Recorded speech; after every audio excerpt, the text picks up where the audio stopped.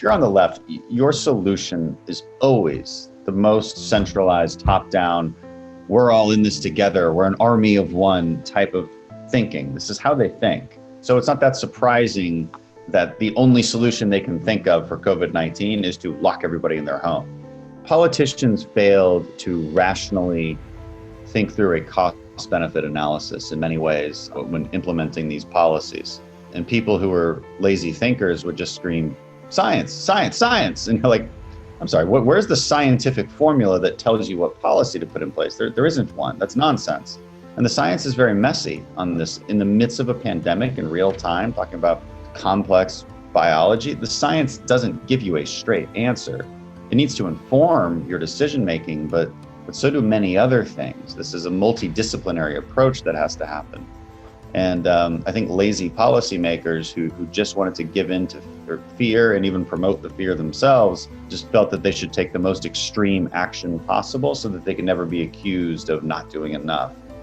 We should strive to be better and more logical thinkers, but instead we have truly let populist emotions drive our thinking and demanding the most extreme actions from our politicians, or we'll burn them at the stake and say they did nothing. The leaders who are considered leading well seem to be the ones that go up there and fearmonger and use the most amount of emotion possible or blame others. Like, why does Andrew Cuomo in New York have such high marks? It's a really crazy thing. All he ever did was go up there and blame the president for things, or blame his own mayor, or blame somebody else. You know, if you just take a step back and just kind of analytically watch this unfold, it's very perplexing. Leaders need to think of the bigger picture and show good judgment.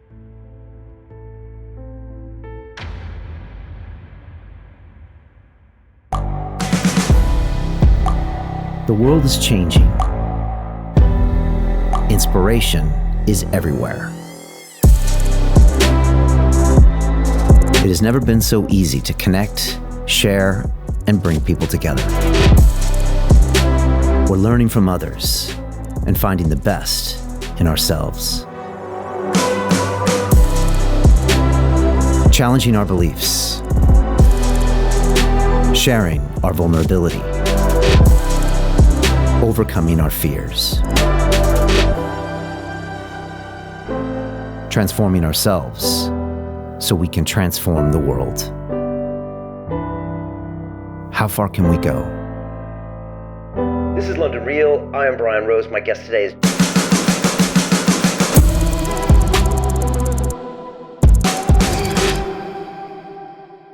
This is London Real. I am Brian Rose. My guest today is Congressman Dan Crenshaw, the American politician, author, and former Navy SEAL.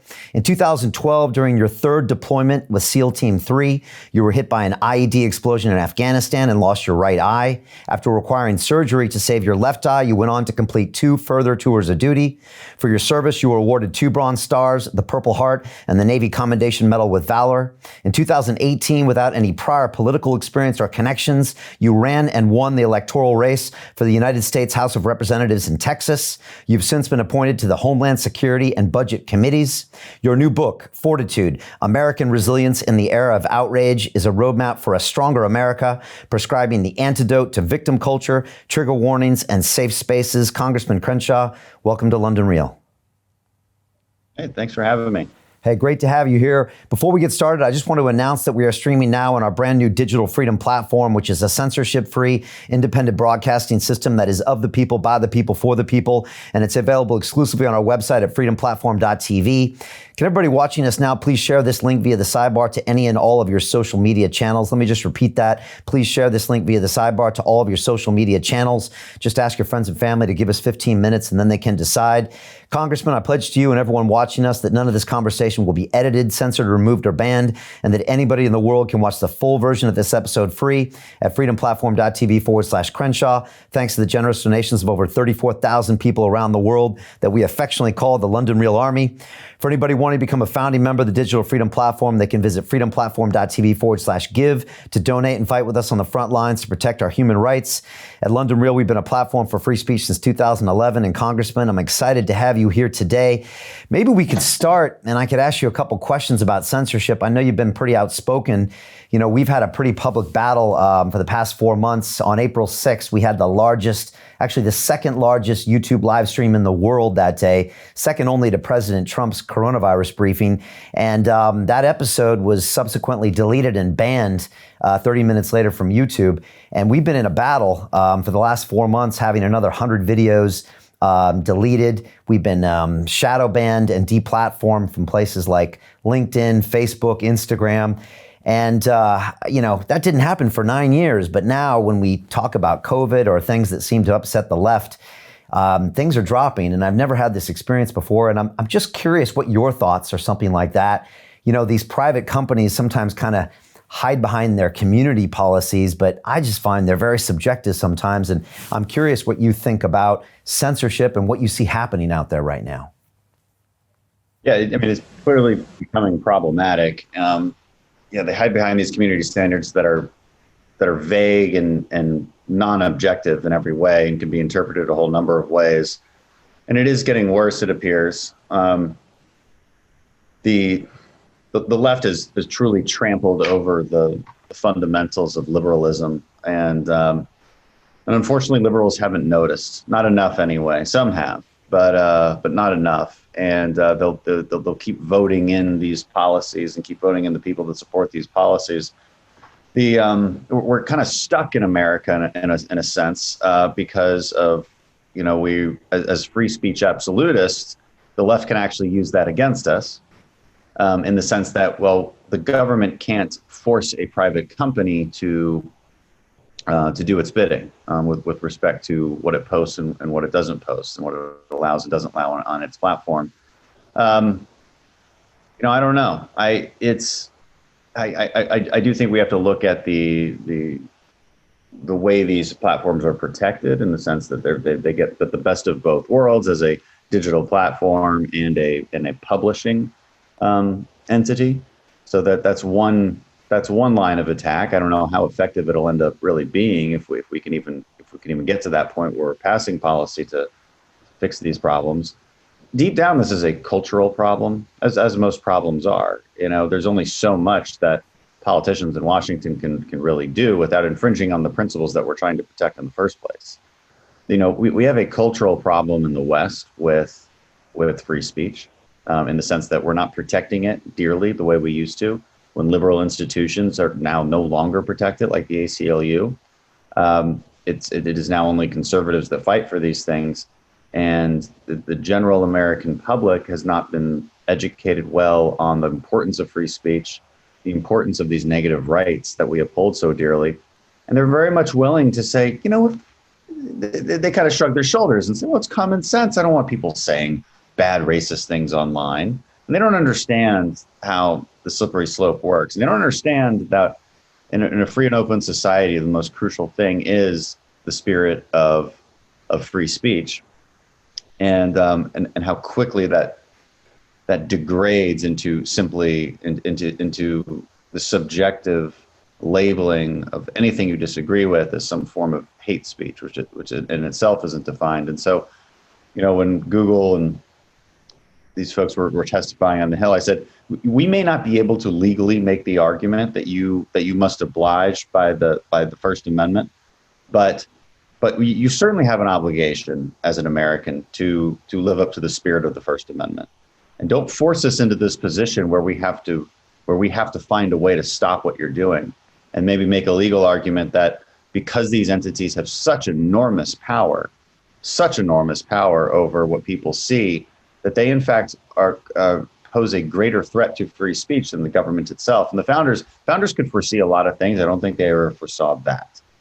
And so it's very problematic. And right now we have to fight this at the cultural level. People have to want free speech, and I fear that our culture is becoming more and more anti-free speech. Yeah, I don't think the founders could have seen this coming. I mean, the press traditionally was there to kind of check the government. And yet this is almost like a digital identity. And I think people spend an average of 6 hours online. And the U.S. has dealt with monopolies before, whether it's been the steel or the oil industry. But this is a strange type of entity where it kind of controls who you are digitally. And in times of lockdown, especially here in London, it's the only way to communicate. So then to go ahead and say, now you can't speak of certain things, it's strange. And we're actually taking legal action here because when a private company acts like a public utility, which it kind of does here in the UK, I mean, there's an NHS ad under every single coronavirus video being funded by the government, then maybe you can do a legal argument. But I agree, that's kind of the last resort that you want to use there. But again, these digital companies seem to have taken things to another level that we don't really understand. And I'm guessing the founding fathers couldn't have seen that coming. Right. And I'm curious how these debates play out in places like the UK, because you don't have a First Amendment. Correct. It's a very different environment. It's concerning to me to see what happens in Europe when people are arrested or fined for things they speak about online. I think the way that we enforce the First Amendment in the US is the best way, which is if it directly incites violence, then you can make an argument that that's not protected speech. I think what is considered not to be protected speech, I think is objective legally and based in sound reasoning. But that's only from the government standpoint. We don't have anything to deal with these extremely powerful entities in the private sector. And it's what's interesting. So I guess what's interesting about when I look at the UK is they don't have that sort of catch-22 problem, but you still have the same cultural problem that where people aren't respecting even the philosophy of free speech. But in theory, the government could enforce free speech, at least the spirit of it, in a way that can't happen in the United States. Would that be correct? Yeah, I mean, it's an interesting point you make, and I think that probably is correct. There's Article 10 of the European Convention that kind of addresses it, but it's not as specific as the First Amendment.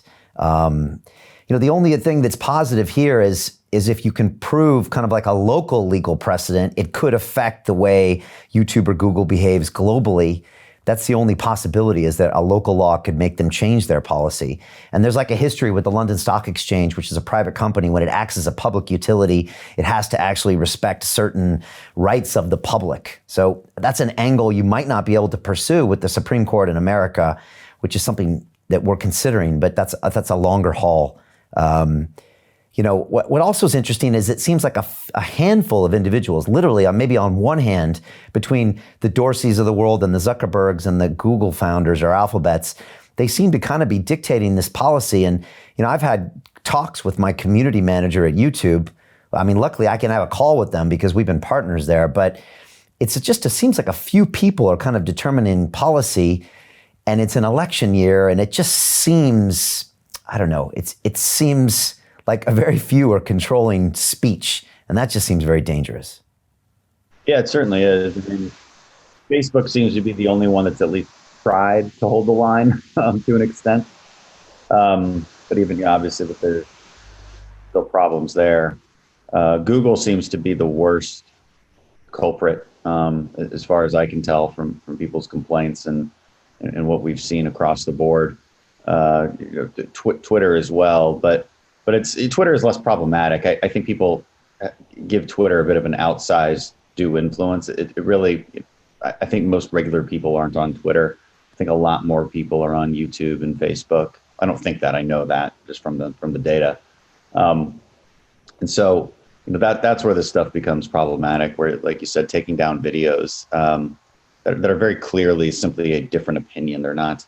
This is not inciting any kind of violence or harm against anyone. But they get around that. And see, this is sort of the doublespeak that it's occurred over time, is that they get around that argument by saying, well, speech can be harmful. Speech can be violence. People can be physically hurt by speech. And this is how they've been able to circumvent that and sort of appeal to the kind-hearted liberal sentiments. Again, liberals are being trampled over, because the problem with liberalism is, again, it was always a bit naive in many ways. But as long as liberalism stood for liberal principles, we were okay. That has ceased to happen, and the left is very good at manipulating and then destroying the liberals. Whereas we need liberals. Liberal conservative arguments are okay. I think that's a healthy balance in a society, but we're not having that balance anymore. Liberals have been trampled over completely. So it seems like conservatives are the only ones fighting for basic liberal values of using reason and science and logic and fact-based investigation and free speech and negative rights. This notion that we have a right to life, liberty, and property, that is being trampled to death by the left, and I don't see liberals standing up for it the way I would like. Yeah, no, I mean, it's very obvious from that over here. Let me ask you a personal question. I mean, did you ever think that your job now would be harder than maybe your job as a SEAL? Because it looks really hard to do what you do. You know, I see all the posts you put out, and you're on social, and you're talking about the cancel culture and the monuments and the COVID and the masks. And man, you seem to be working 24/7, almost fighting an enemy that's more difficult than what you were fighting overseas. Yeah, I do think it's more difficult. I enjoyed my time in the military quite a bit. That was certainly a little bit more what I was born for. And I never would have left the military if I'd had a choice. So it's, what we view as hard in this life, I guess, is the relative term, right?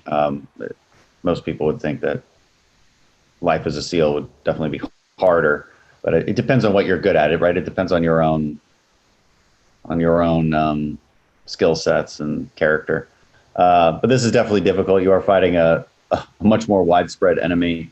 And it does feel like we're playing whack-a-mole lately because of all of the things happening, and trying to drive a clear message to people who are getting selective information, and also just trying not to pay attention, perhaps because the news is so vitriolic, is difficult. But it's a fight that is worth having. We have to do it. And so I'm glad I've been blessed with the opportunity to actually do it, and hopefully make an impact, because it does feel like we're very far behind on this. Again, what is effectively a culture war. In America, that culture war is about whether America is good or evil. So free speech and things like that, those are certainly parts of the culture war, but they all start to manifest into this climax of whether or not your country is even worth having. That's really the debate being had right now. It's a really terrible, terrible debate.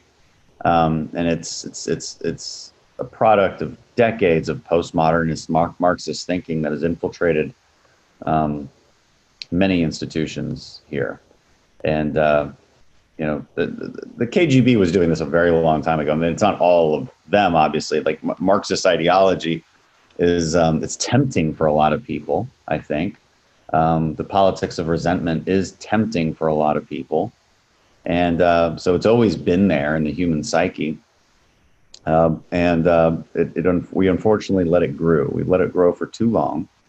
And now we have this cancel culture. We have this tearing down of statues. We have this tearing down of your history, arguing with the history that you can't change, misinforming people about that history to an extraordinary degree.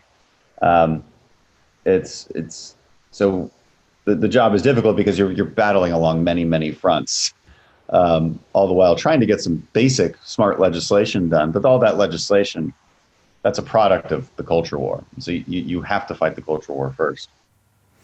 Yeah, let's talk a bit about that culture war. I mean, I'm watching from over here, but I mean, I'm from America, but it's hard to get my head around what it feels like there. Like you said, monuments coming down, things being canceled out there, sometimes monuments being torn down of abolitionists. And so it definitely feels like there's a lack of understanding of even the history. It's been replaced by kind of rage or anger or cancel or, like you said, a Marxist ideology or a hate of the country. I mean, what are you seeing, and what is the solution to, what is the solution? Well, education. I mean, education was the problem, and education was the solution. So the unfortunate reality, though, is you can't pretend that solution will be worn out within any time soon. It takes another generation. Cancel culture is not popular. It feels like it's popular because it's the loudest voices clamoring for it. But if you do focus groups and you poll regular people, is not a popular thing. Nobody really wants to defend Confederate statues, myself included. But I think we draw a very hard line there. We're not going after the founders. The left wants to go after the founders. Why? Because they're founders. And even if a couple of them weren't slaveholders, they would find something else. There's plenty of grievances and interpretations that you can do about history to make you believe that the country itself is evil. Now you take a step back, that's complete nonsense for so many reasons, but it's their goal nevertheless, and because I think their ultimate goal is simply power, and you gain that power and revolution by persuading people that any prosperity they have is ill-begotten, and that the structures and institutions you find yourselves in are sinful to the core and corrupt to the core. And it takes a lot of time to convince people of that. They've done a decent job, as it turns out, and it'll take some time to unconvince them of that. So we just have to keep putting out the facts and hit their arguments directly, and debunk them directly. And these calls to defund the police, kind of on the back of that, obviously we've seen a few examples where the police are pulling back or non-existing, when the Chaz that was there and then gone, and we're seeing, more shootings happen in New York City. Where do you stand on that? And do you think the public is starting to understand what happens when the police is ineffective and how dangerous that is? Or do you think we have a long way to go on that? No, again, much like cancel culture, the public is not on the side of the police. That's a wildly left-wing slogan. And what my job is to demonstrate to people that, guys, the Democratic Party is still supporting this radical leftism. Democratic Party is looking for ways to reimagine policing. So they might come up with some nicer words for it, but in the end, it still means moving money from one place to another. That's what it means, and it means more crime. I like to point out that the left is having all of these battles within their own ranks. Just if you take a step back, all of these cities with problems have been run by Democrats for decades and decades and decades. The history that Democrats are contending with is Democrat history. Republicans have always been the abolitionist party. That was the birth of our party, was as an abolitionist party. We're the ones who voted overwhelmingly for the Civil Rights Act. The Democrats were more split.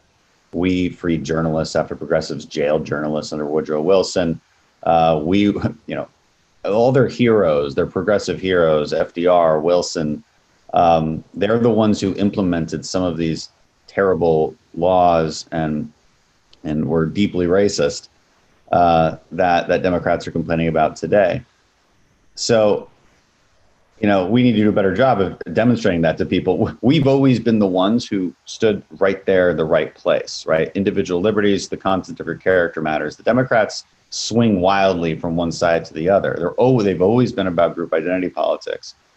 Before they were racist, anti-black, and now the pendulum has swung the opposite direction and moved into the realm of grievance politics, where it's in the end, though, it's still group on group identity politics, and it's still all about power, one group having more power than another.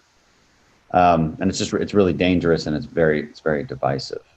How much of this is amplified because it's an election year, and how much is it that the Democrats see this is their one chance possibly to sway this election, whether it means ruining the economy or being on one side or the other of the COVID argument or supporting these kind of leftist radicals? How much of it is that, or am I being paranoid by saying that? Yeah, you're being cynical. It's definitely a mix of both. I think the natural left-wing tendency is to push for these things that they push for. It doesn't make it excusable or good, but it's somewhat predictable. For instance, locking down. Remember, if you're on the left, your solution is always the most centralized, top-down.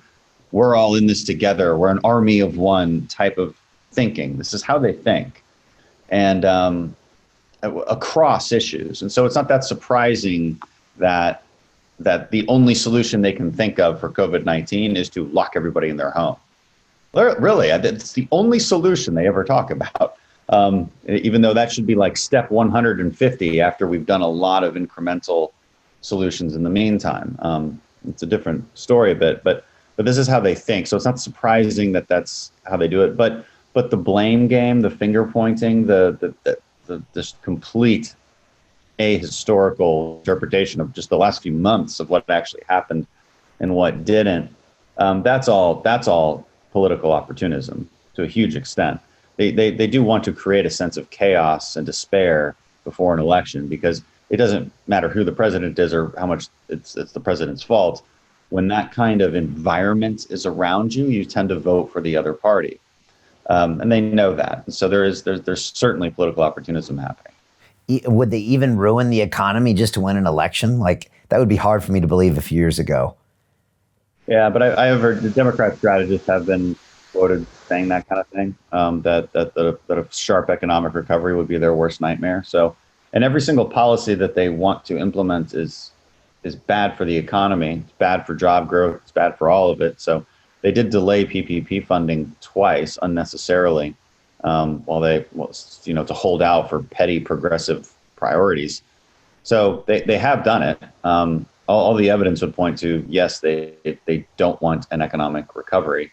And again, the knee-jerk reaction to go back to lockdowns, like what's happening in California, it's devastating to the economy. It's devastating. But again, this is partly public pressure too. We need to do a better job as a public thinking through our problems and gaining some perspective and thinking without emotion.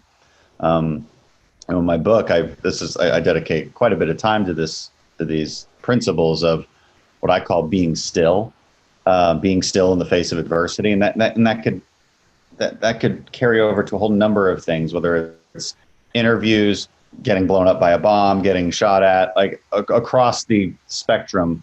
We should strive to be better and more logical thinkers, but instead we have truly let populist emotions drive our thinking, and demanding the most extreme actions from our politicians, or we'll burn them at the stake and say they did nothing. And that's really wrong-headed thinking, and so the media and many in the public have just basically given our politicians only two choices. And it's nothing or full-on lockdown, and we never only had two choices. There's a lot in between, and we have to be smarter and more thoughtful about that. Which is why I've long advocated against universal lockdowns. The data doesn't back up that the benefit from them even comes close to outweighing the costs. It's not even close. So it's not rational thinking. Do you still find it hard to believe that we locked down in the first place? I mean, based on, like you said, the evidence, and that even now it's a narrative. I mean, I know you've been really vocal talking about what's going on in Texas and how the hospitals are prepared and that there's no reason to do another complete lockdown. But I mean, we locked down here as well, and it was just hard for me to watch. And when you run the numbers, especially people under 60 in the UK that died from COVID, it's like such a small number. I'm just wondering if you've gotten your head around that. Yeah, I mean, I think the initial lockdown can be understood. The 15 days to slow the spread, 2 to 3 weeks, even 4 weeks. You could find me giving a lot more, benefit of the doubt too, because there was more unknowns at the time. But as those unknowns became knowns, I find the excuses to be pretty weak for continuing universal lockdowns. And again, it doesn't mean do nothing. I'm not saying go have concerts. I think large gatherings being banned it should be on the table, of course. I'm fine with the mask wearing too. A lot of people think that's an overreach. I don't think so. No, again, I don't think you should be fining somebody. I don't think you should be taking somebody's property because you find them without a mask. I have a problem with that. But as far as the culture of mask wearing, just do it. Like, fine. It prevents you from spitting on somebody, right? So like that's fine. But don't shut down. But it's not businesses and work that is spreading the virus. It's social gatherings. Again, you don't even need. The science says this, of course, but also common sense tells us this. And so the point is that there's a targeted way to deal with this and live side by side with it that we just failed to do. We considerably failed to do. What we did was basically delay the spread of the virus without killing it. And I think that was just a deeply foolish thing to do. Now we had a reason to delay it, was to allow our hospitals to sort of ramp up, understand treatments better. But once that had happened, there's not a lot of excuse for universal shutdown, which because the costs of universal shutdowns are just, even from a specifically health perspective, are pretty dramatic as well. Not to mention the job loss and everything else, but all of these things are connected when you're talking about public health. So it's if politicians failed to rationally think through a cost-benefit analysis in many ways when implementing these policies. And people who were lazy thinkers would just scream, science, science, science. And you're like, I'm sorry, where's the scientific formula that tells you what policy to put in place? There isn't one. That's nonsense. And the science is very messy on this. In the midst of a pandemic in real time, talking about complex biology, this is, the science doesn't give you a straight answer.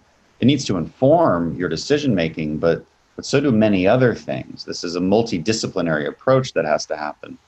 And I think lazy policymakers who just wanted to give in to fear and even promote the fear themselves would just felt that they should take the most extreme action possible so that they can never be accused of not doing enough. Because that's always the ultimate fear of a politician. And again, that's they're operating off of incentives, because we have a policy action oriented culture where the government must solve every single problem and do everything for you. Why do you need the government to tell you to go out to a restaurant or not go out to a restaurant? That's baffling to me. But people are asking for it. They're asking to be told. I think that's interesting and sad a little bit. What we need to be doing is informing people. Don't sugarcoat it, but don't fearmonger either.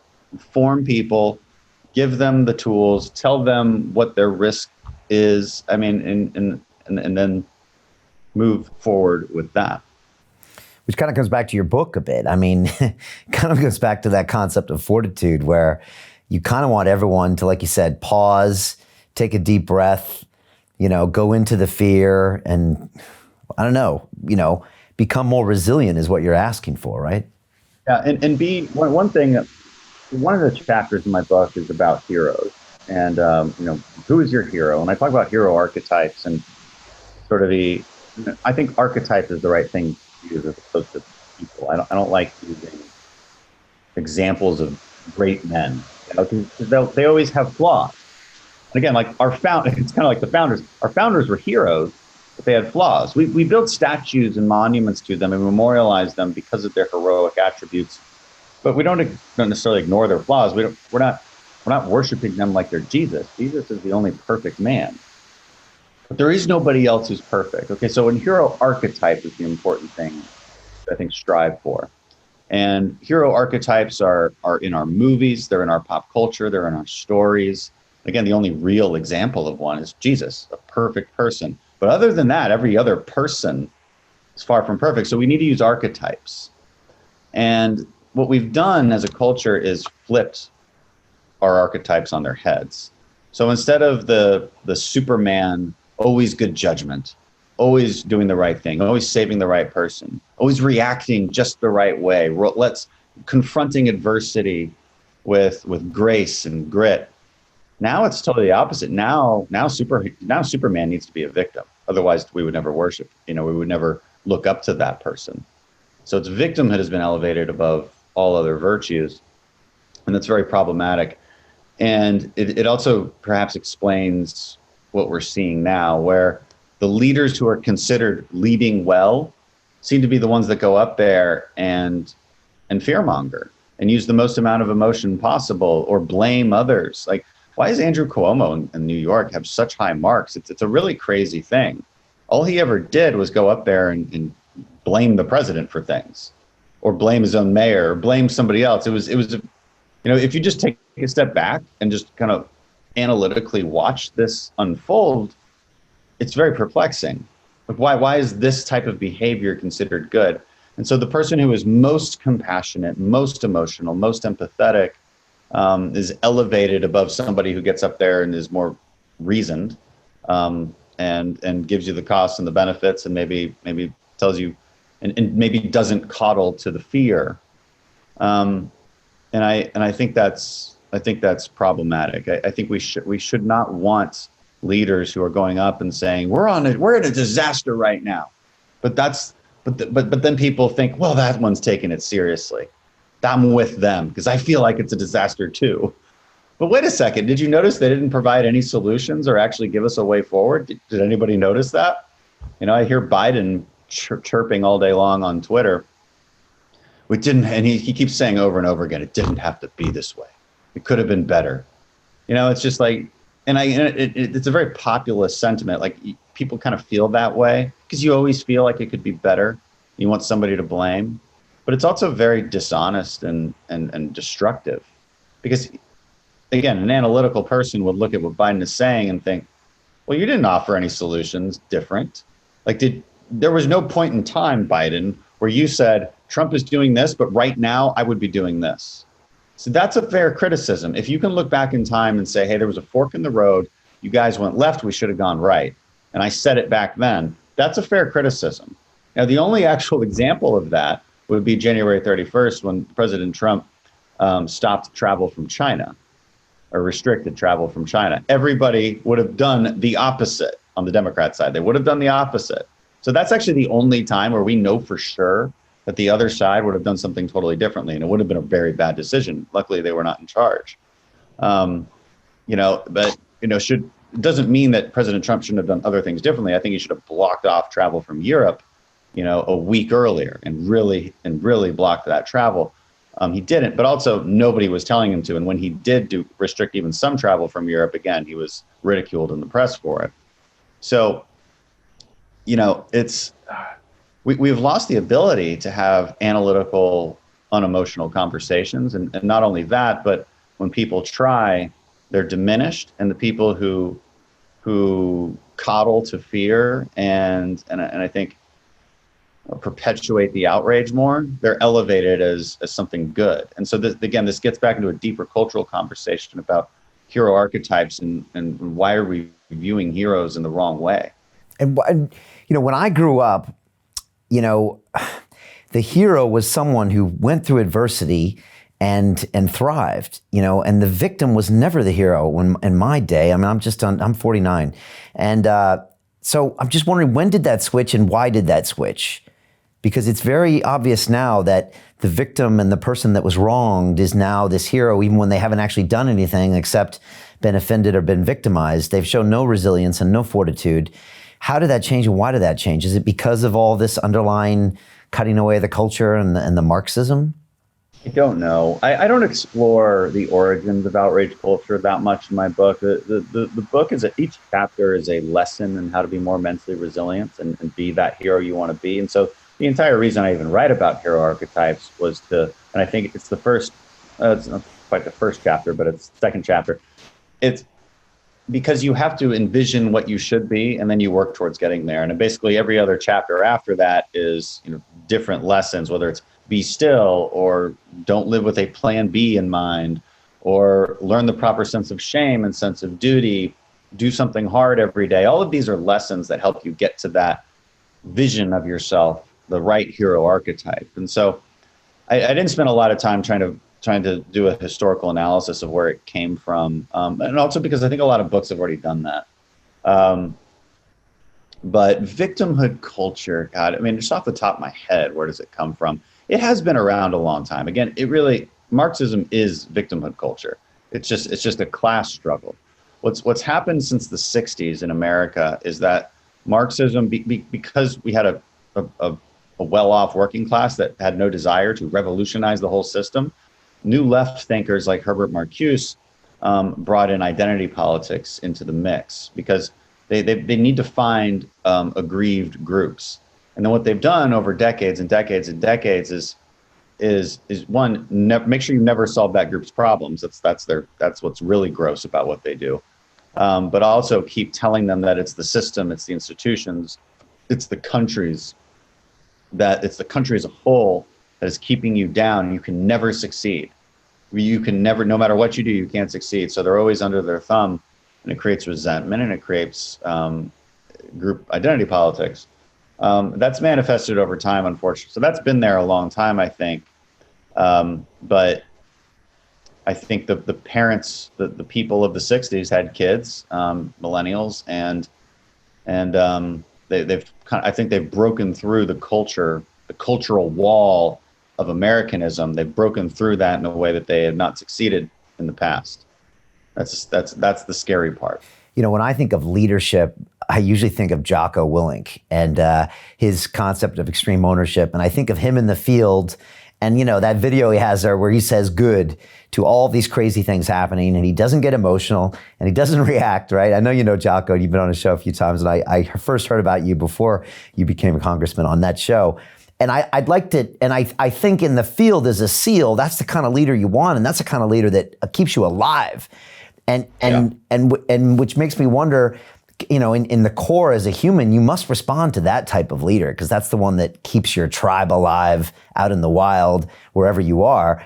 So it's strange that, you know, in politics, people try to cater to a different type of leadership. I don't know. Is that a weird observation for me to make? No. Well, that's the observation I was making. Yeah, I mean, it's completely right, and perplexing, and I haven't quite figured it out. You know, empathy. You know, empathy is a big part of leadership. So people are always looking for somebody who empathizes with them.